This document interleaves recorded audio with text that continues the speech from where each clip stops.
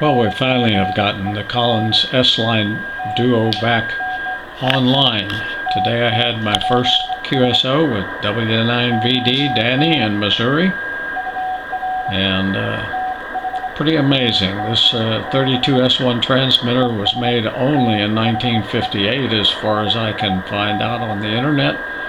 This is serial number 307, and the 75S3A was made from anywhere around late 59 through the mid 1960s, as nearly as I can tell.